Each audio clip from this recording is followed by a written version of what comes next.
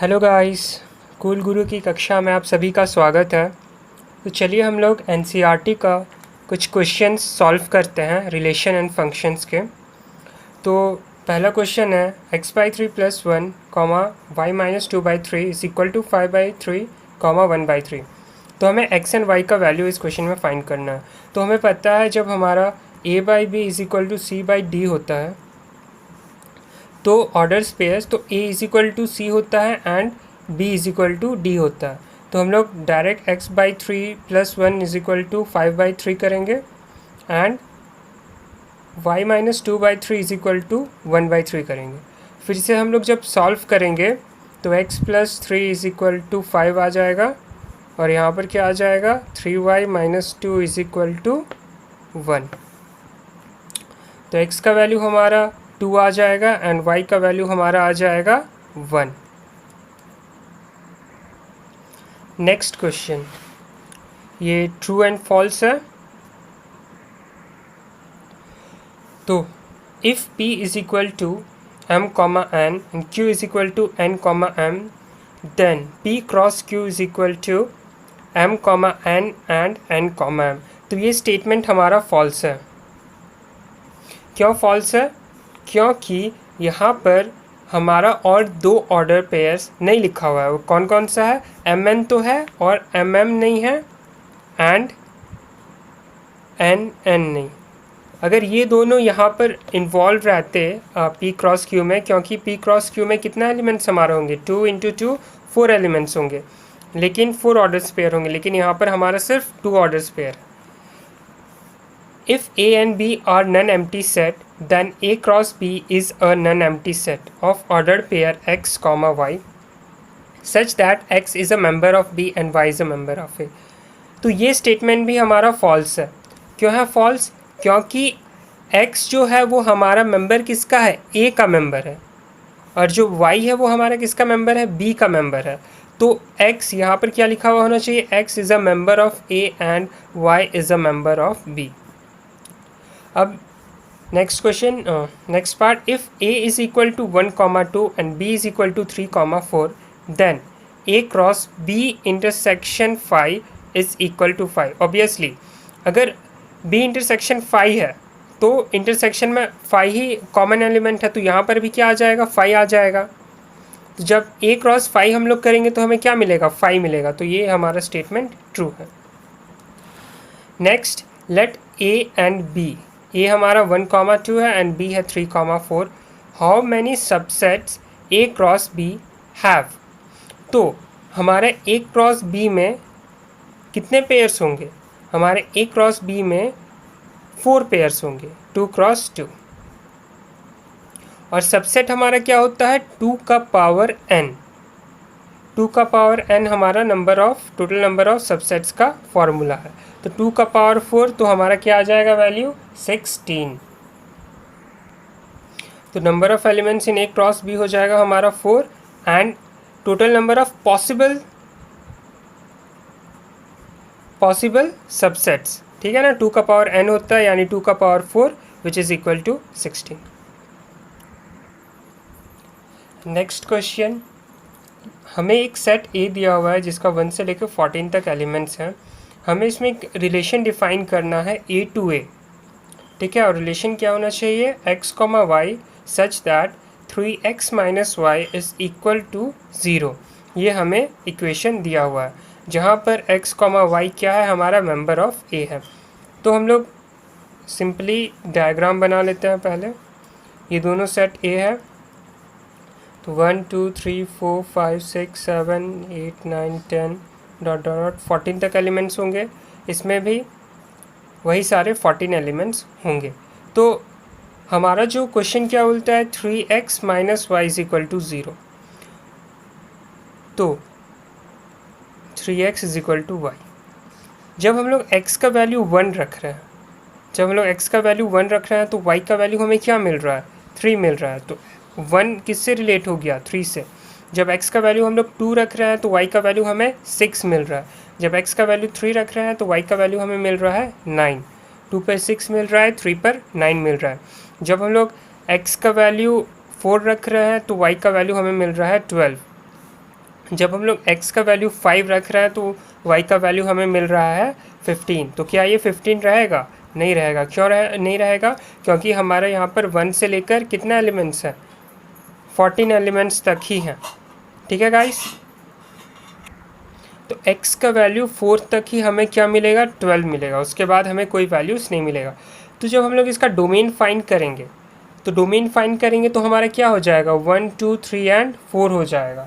तो domain of the function क्या हो जाएगा हमारा? Domain of the function 1 2 3 and 4। Range of the function क्या हो जाएगा? रेंज ऑफ द फंक्शन हमारा होगा 3, 6, 9, 12। ये हो जाएगा हमारा रेंज ऑफ दिस फंक्शन।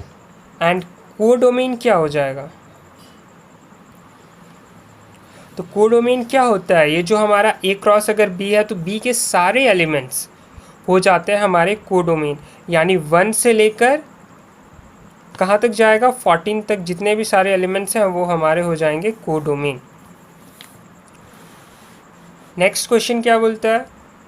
एक रिलेशन है R जो x, x³, ठीक है, such that x is a prime number less than 10। तो x हमारा क्या है? Prime number less than 10। तो x हमारे क्या हो सकता है? 2 हो सकता है, 3 हो सकता है, 5 हो सकता है, 7 हो सकता है। यही 4 हमारे नंबर्स हैं। प्राइम नंबर्स क्या होते हैं? जो 1 से एंड इटसेल्फ से डिविजिबल होता है। तो हमारा जो डोमेन ऑफ द फंक्शन क्या हो जाएगा? अगर इसे हम लोग रोस्टर फॉर्म में लिखें तो टैबुलर एंड रोस्टर फॉर्म हम लोग देख चुके हैं सेट्स के लेक्चर में, तो जिन्होंने वो नहीं देखा वो जाके काइंडली चेक कर लें।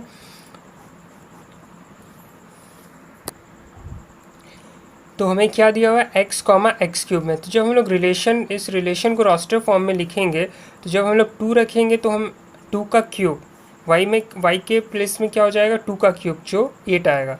3 रखेंगे तो हमें क्या मिलेगा? 27 मिलेगा। फिर 5 रखेंगे तो हमें क्या मिलेगा? 125 मिलेगा। एंड 7 रखेंगे तो क्या मिलेगा? 343। तो ये सारे वैल्यूज़ हमें मिलेंगे जब हम लोग ये x के 2, 3, 5 एंड 7 को इस वैल्यू में पुट करेंगे। तो इसमें भी डोमेन ऑफ द फंक्शन हमारा क्या हो जाएगा? ये जो x है हमारा 2, 3, 5 एंड 7, ये हो जाएगा हमारा domain of the function. And range of the function हमारा क्या हो जाएगा? ये जो सेकेंड वैल्यूज़ है 8, 27, 125 एंड 343। इसमें हमारा ये range of the function equal किसके हो जाएगा? कोडोमेन के। ठीक है गाइस, क्यों होगा? क्योंकि हमारा जो 2 सेट्स बनेंगे, जो हमारे ये a एंड सपोज कीजिए b है, यहाँ हमारा फंक्शन है x = x³, तो यहाँ पर हमारे 2, 3, 5 एंड 7 है और यहाँ हमारा है 8, 27, 125 एंड 343। तो इस वाले जो सेट हमारा बी है इसमें हमारे सिर्फ 4 ही एलिमेंट्स हैं, इसी के लिए कोडोमेन भी यहाँ पर and range of the function दोनों हमारा सेम रहेगा। अब क्या बोल रहा है क्वेश्चन? सेट ए है हमारा जिसमें एलिमेंट्स है x, y, z और बी है हमारा जिसमें एलिमेंट्स है 1, 2। तो इसमें हमें बोल रहा है कि find the number of relation from A to B. A से बी में कितने रिलेशन होंगे? तो ये बता चुके हैं, ए से बी में 2 का power m cross n relation होता है। जैसे दो हमारे सेट्स हैं a एंड b, तो इसमें अगर m एलिमेंट्स हैं और इसमें अगर n एलिमेंट्स हैं तो 2 का पावर m क्रॉस n हमारे हो जाएंगे नंबर ऑफ रिलेशंस। और नंबर ऑफ फंक्शंस n का पावर m होते हैं, नंबर ऑफ फंक्शंस।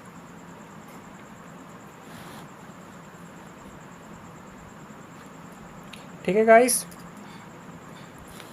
तो यहाँ पर हमारे कितने एलिमेंट्स हैं? m में हमारे हैं एलिमेंट्स 3 और n में हमारे एलिमेंट्स हैं 2। तो 2 का power 3 cross 2 which is equal to 2 का power 6 which is equal to 64।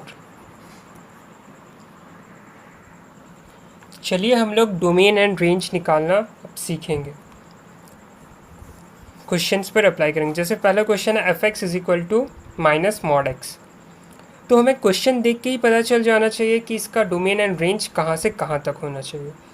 ठीक है, तो जैसे ये हमारा पहला क्वेश्चन है माइनस ऑफ मॉड एक्स, तो डोमेन क्या होगा, डोमेन के लिए सारे x के वैल्यू जितने भी हमारे रियल नंबर्स हैं सब पर ये सेटिस्फाई करेगा। जैसे ग्राफ है हमारा ये, तो जब हम लोग इसको 1 खिलाएंगे तब भी हमें -1 देगा, 1 खिलाएंगे तब भी हमें -1 देगा। तो हर वैल्यूज़ पर हमें ये क्या देगा, नेगेटिव नंबर्स देगा। ठीक है, तो ये रेंज, तो इसका डोमेन ऑफ द फंक्शन क्या हो जाएगा, domain of the function set of all real numbers होगा। क्यों रियल नंबर्स होगा, क्योंकि हम लोग इसको सारे वैल्यूज़ खिलाएंगे, सारे वैल्यूज़ इसे इसमें पुट करेंगे। तो जब भी हम लोग यहाँ पर x के अलॉन्ग चलेंगे हमेशा स्ट्रेट चलिएगा और वहाँ से देखिएगा ऊपर नीचे। ठीक है, इधर उधर और कहीं मत देखिएगा वरना एक्सीडेंट हो जाएगा, तो सिर्फ ऊपर नीचे देखिएगा। तो जहाँ पर भी हमें वैल्यूज़ दिखेंगे, मतलब जैसे हम लोग -1 खिलाएंगे तो हमें कुछ वैल्यूज़ मिलेगा। ठीक है, -1 खिलाने पर हमें क्या मिलेगा, -1 मिलेगा, तो यहाँ पर दिखेगा हमें। तो -2 खिलाएंगे तो यहाँ दिखेगा, -3 यहाँ दिखेगा। तो ऐसे वैल्यूज़ हमें शो होते जाएंगे। -1 पॉइंट समथिंग दिखाएंगे तो भी, क्योंकि मॉड क्या करता है एक्चुअल में, मॉड जो भी नेगेटिव नंबर्स होते हैं उन्हें पॉजिटिव कर देता है।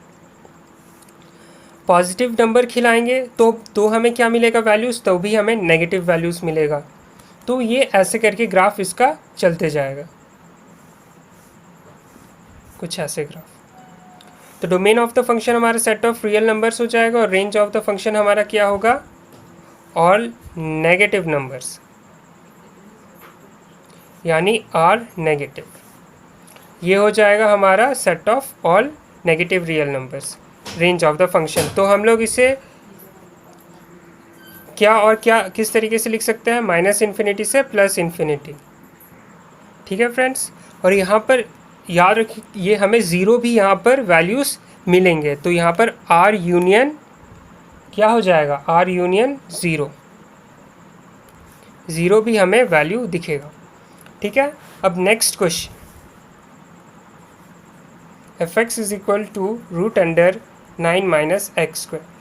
जो भी हमारा रूट में आता है तो हमें ये ध्यान रखना चाहिए कि यहाँ पर हमें इमेजिनरी पार्ट ना मिले, क्योंकि जब हमें आयोटा मिल जाएगा, इमेजिनरी पार्ट होता है आयोटा मतलब √-1, ये हमें नहीं मिलना चाहिए। अगर ये मिल रहा है तो हमारा फंक्शन इनवैलिड हो जा रहा है।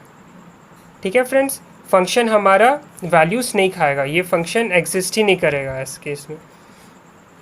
तो अगर हम लोग इस क्वेश्चन को देखें तो हम ध्यान रखना है कि आयोटा ना मिले, तो इसके लिए हमें क्या क्या वैल्यूज़ पुट कर सकते हैं, 0 पुट कर सकते हैं, 1 पुट कर सकते हैं, 2 पुट कर सकते हैं, 3 पुट कर सकते हैं। ठीक है, जैसे ही 4 पुट करेंगे तो ये नेगेटिव वैल्यू ग्रेटर हो जाएगा, जिसके कारण हमें नेगेटिव मिलेगा, जो इमेजिनरी है, जो पॉसिबल ही नहीं है। हम लोग कभी -1 सेंटीमीटर नहीं लिखते हैं, या हम लोग ऐसे चीज़ को कभी देखे नहीं हैं। तो 0 से लेकर 3 हो सकता है, एंड नेगेटिव नंबर्स भी यहाँ पर काम करेगा। तो यहाँ पर जब डोमेन ऑफ द फंक्शन हम लोग लिखेंगे तो हम लोग क्या क्या वैल्यूज़ लिखेंगे, -3 से कहाँ तक जाएगा, ये -3 इंक्लूड होगा, तो इंक्लूड होगा तो हम लोग ये ब्रैकेट लगाते हैं, स्क्वायर ब्रैकेट्स। तो -3 से हम लोग +3 तक जितने भी वैल्यूज़ होंगे सब पर ये वेरीफाई होगा, सब के लिए ये फंक्शन काम करेगा। एंड वही रेंज ऑफ द फंक्शन क्या होगा, जब हम लोग इस वैल्यू को इसमें पुट करेंगे तो हमें हाईएस्ट कहाँ तक क्या क्या वैल्यू, कहाँ से कहाँ तक हमें वैल्यू मिल सकता है, वही हो जाता है हमारा रेंज ऑफ द फंक्शन। तो रेंज ऑफ द फंक्शन क्या हो जाएगा हमारा, रेंज ऑफ द फंक्शन 0 से 3 हो जाएगा। क्यों, क्योंकि अगर हम लोग 3 पुट कर रहे हैं तो भी हमारा वैल्यू क्या आ रहा है, 9 - 3 का स्क्वायर क्या हो जाएगा, 9, तो ये भी हमें 0 दे रहा है। अगर हम लोग -3 का स्क्वायर पुट कर रहे हैं तो भी हमें 0 दे रहा है। तो 3 में हमें 3 या -3 पुट कर रहे हैं तो हमें मिल रहा है 0, और अगर हम लोग यहाँ पर 0 पुट करेंगे तो हमें मैक्सिमम वैल्यू मिलेगा जो है हमारे 3। ठीक है फ्रेंड्स, तो 0,3 हमें हमारा रेंज ऑफ द फंक्शन हो जाएगा। ये तो हम लोग ऐसे करके डायरेक्ट निकाल सकते हैं, कॉम्पिटिटिव एग्ज़ाम सब में ये हमें बहुत हेल्पफुल होगा। लेकिन अगर हम लोग स्कूल के एग्ज़ाम दे रहे हैं तो वहाँ पर हमें स्टेप्स मार्किंग मिलते हैं। तो ऐसे अगर आप लोग कीजिएगा तो आंसर का आप लोग को 1 मार्क्स मिल सकता है, लेकिन आप लोग को फुल मार्क्स नहीं मिलेगा। तो इसके लिए हमें क्या करना पड़ेगा, तो जैसे हम लोग बोले कि यहाँ पर इमेजिनरी पार्ट नहीं आना चाहिए, यानी तो हम लोग अभी अगर स्कूल के तरीके से लिखे तो हमें पहले लिखना पड़ेगा कि for the function to be defined,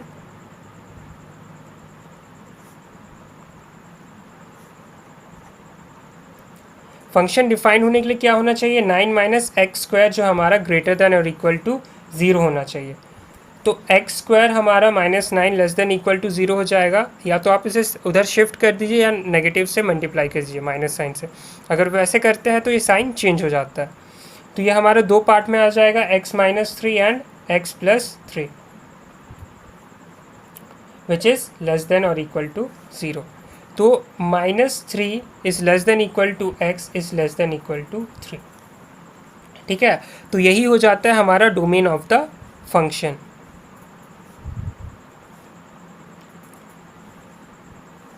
अब अगर हम लोग अभी again range of the function, for range के लिए हम लोग क्या करेंगे, हम लोग f(x) को y के टर्म्स में लिखेंगे। ठीक है, तो f(x) मैं पहले ही बता चुका हूँ कि f(x) एक्चुअल में क्या होता है, y होता है। तो f(x) is equal to y के टर्म में लिखेंगे तो y हमारा क्या हो जाएगा, y is equal to √9 minus x square. अब हम लोग इसे इस इक्वेशन को x के टर्म्स में लिखेंगे तो यहाँ पर क्या हो जाएगा, y square is equal to क्या हो जाएगा हमारा 9 माइनस एक्स स्क्वायर, और ये हमें क्या देगा, x square is equal to 9 minus y square. यानी क्या आ गया हमारा, x is equal to 9 minus y square का √।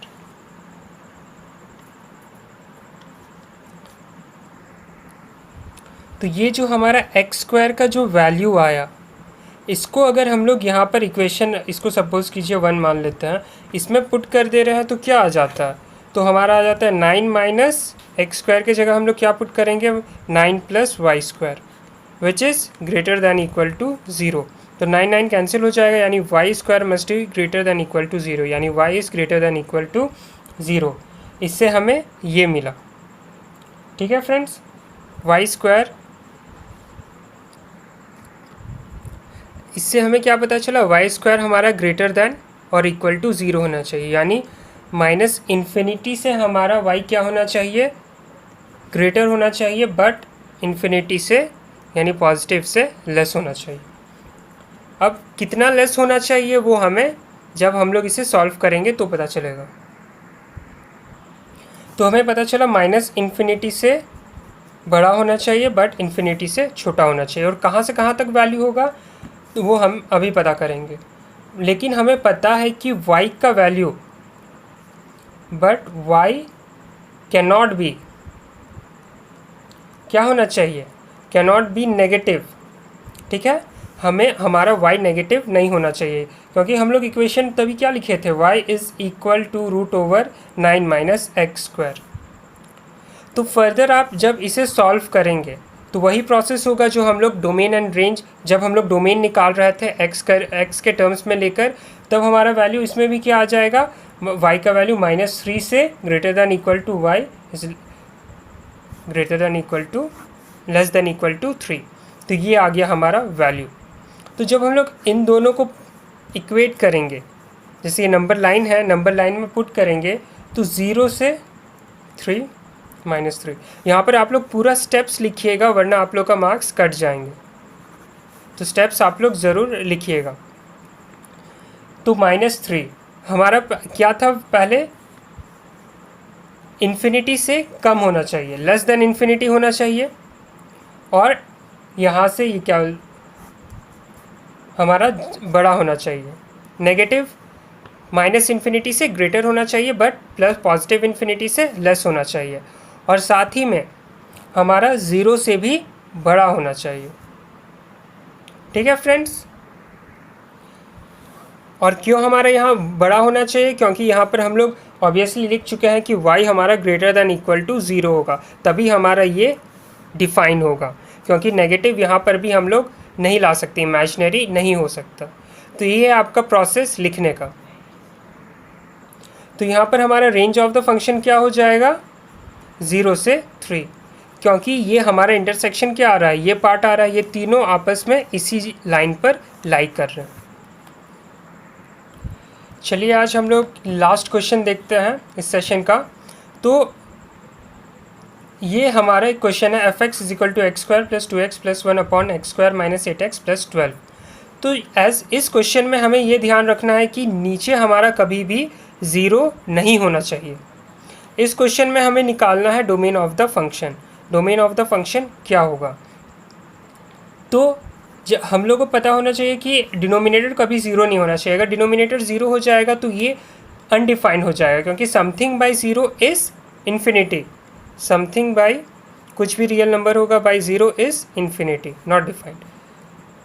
तो हम लोग क्या करेंगे, यहाँ पर एक्स स्क्वायर लिखना पड़ेगा हमें for the function to be defined. X square minus 8x plus 12 must not be equal to 0। तो जब हम लोग इसे स्प्लिट करके सॉल्व करेंगे, x square minus 6x minus 2x plus 12 is not equal to 0, यानी कॉमन फिर निकालेंगे x is equal to x minus 6, और यहाँ पर क्या आ जाएगा common, minus of 2x minus 6 is not equal to 0, यानी x minus 2 and x minus 6 is not equal to 0। This implies x is not equal to, यहाँ पर implication का साइन हमेशा दीजिएगा वरना आपका आंसर गलत हो जाएगा, क्योंकि ये बताता है कि इसके बाद अब यहाँ ये नेक्स्ट प्रोसेस स्टार्ट होने वाला है। तो x is not equal to 2 and x is not equal to 6। तो जब भी हम लोग यहाँ पर 2 वैल्यू पुट करेंगे तो 2 स्क्वायर क्या हो जाएगा, 4 minus 8 2 16 plus 12 which is equal to 0। तो यहाँ पर 0 हमारा नहीं होना चाहिए, वैसे ही 6 पुट करेंगे तो 0 आ जाएगा, तो ये हमारा डिफाइन नहीं होगा। तो डोमेन ऑफ द फंक्शन हमारा क्या हो जाएगा, r माइनस 2 6। ठीक है फ्रेंड्स, तो इंडिविजुअली 2 6 होगा। अगर हम लोग यहाँ पर 2 6 ऐसे लिखते तो इसका मतलब क्या होता है कि 2 6 के बीच वाले सारे इंक्लूड होंगे, जैसे 2.1 2.2 2.22 23 इन्फिनाइट वैल्यूज़ हो जाएंगे, तो वो सब अगर हम लोग पुट करेंगे तो 0 नहीं आएगा। सिर्फ यही 2 स्पेशल केस है जहाँ पर हमारा वैल्यू 0 आएगा। तो ये x square plus 2x plus 1 तो हमें कुछ भी वैल्यूज़ दे सकता है, इसी के लिए रियल नंबर अगर ऊपर है तो हमें कोई प्रॉब्लम नहीं है, बस नीचे डिनोमिनेटर में 0 नहीं होना चाहिए। ऐसे ही फर्दर और भी इससे रिलेटेड बहुत सारे क्वेश्चंस हैं जिसमें ऐसे ही ट्रिक्स हमें पता होना चाहिए कि 0/0 नहीं आना चाहिए, आयोटा नहीं आना चाहिए रूट्स में, तभी हमारा फंक्शन डिफाइन होगा। नेक्स्ट लेक्चर में हम लोग कुछ और ज़्यादा इंपॉर्टेंट क्वेश्चंस देखेंगे जो हमारे NDA एग्ज़ाम में, फिर जो भी हमारा निमसेट एग्ज़ाम सब हो गया, CHSL एग्ज़ाम सब हो गया, तो उसमें हम लोग क्वेश्चन देख के डायरेक्ट कैसे हम लोग आंसर उस फंक्शन का डोमेन एंड रेंज कैसे निकाल सकते हैं। ठीक है फ्रेंड्स, थैंक यू।